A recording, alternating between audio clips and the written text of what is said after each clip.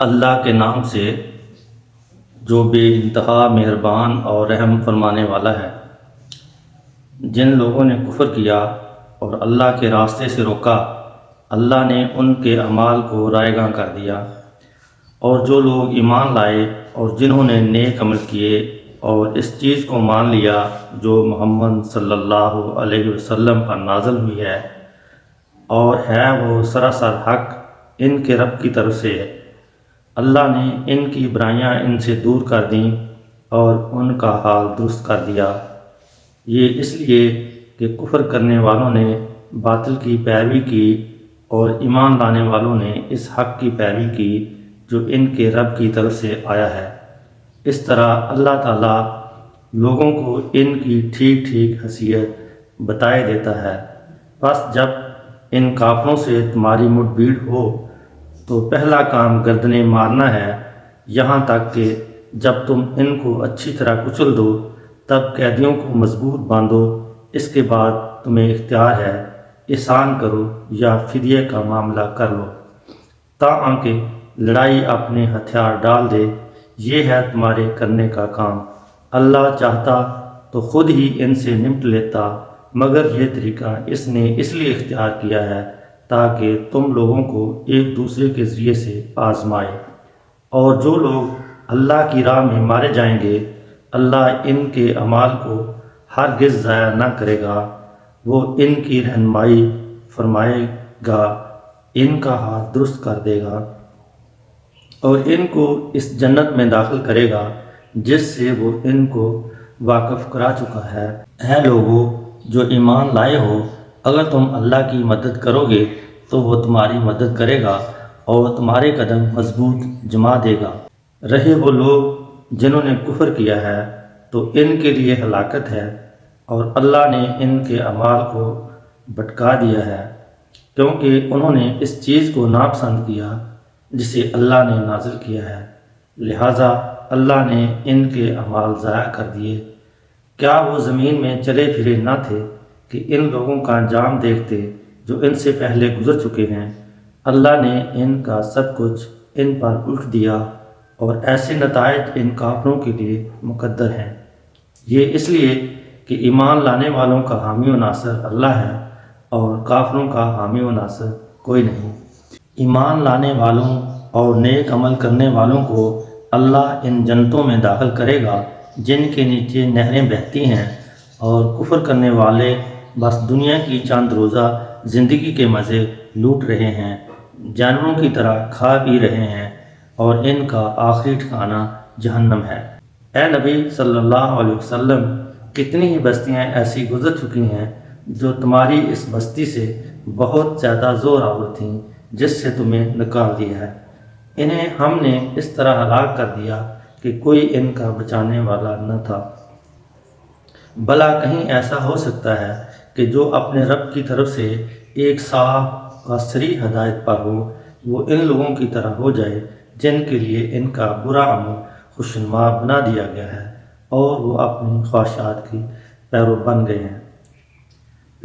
پرہیزگاروں کے لیے جس جنت کا وعدہ کیا گیا ہے، اس کی شان تو یہ ہے کہ اس میں نہریں بہہ رہی ہوں گی، نتھرے ہوئے پانی کی نہریں بہہ رہی ہوں گی، ایسے دودھ کی جس کے مزے میں ذرا فرق نہ آیا ہوگا، اور نہریں بہہ رہی ہوں گی ایسی شراب کی جو پینے والوں کے لیے لذیذ ہوگی، نہریں بہہ رہی ہوں گی صاف شفاف شہد کی، اس میں ان کے لیے ہر طرح کے پھل ہوں گے اور ان کے رب کی طرف سے بخشش۔ کیا وہ شخص جس کے حصے میں یہ جنت آنے والی ہے ان لوگوں کی طرح ہو سکتا ہے جو جہنم میں ہمیشہ رہیں گے اور جنہیں ایسا گرم پانی پلایا جائے گا جو ان کی آنتیں تک کاٹ دے گا؟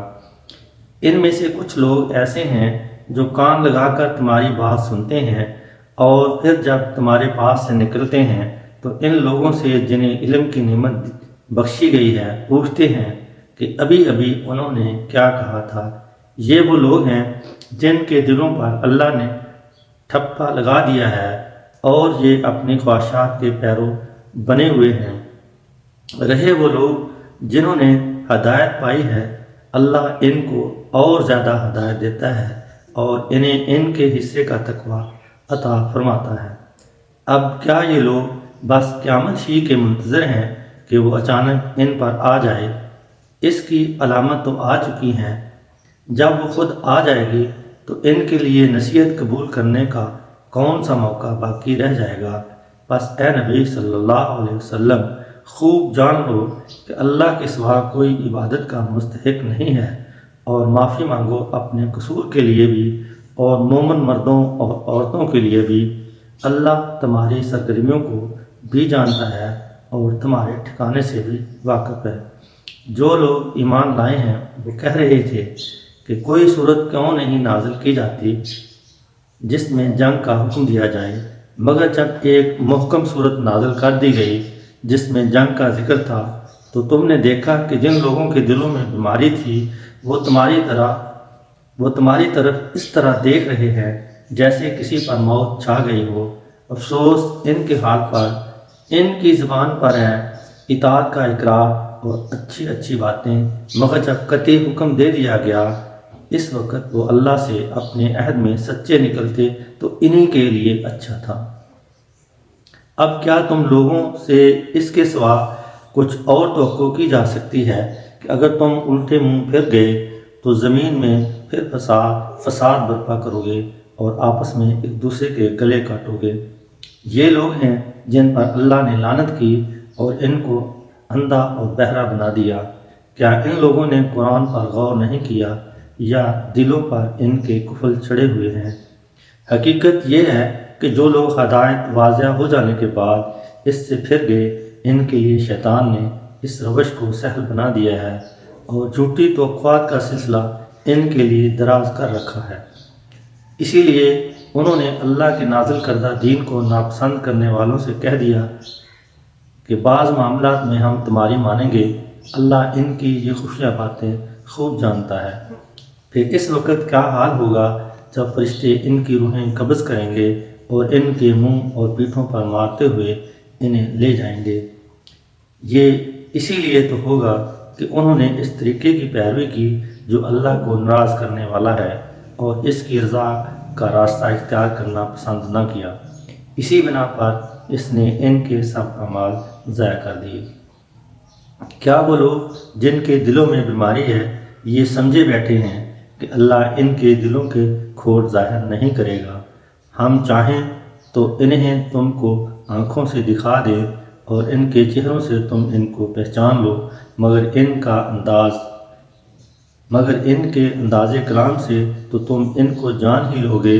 اللہ تم سب کے اعمال سے خوب واقف ہے۔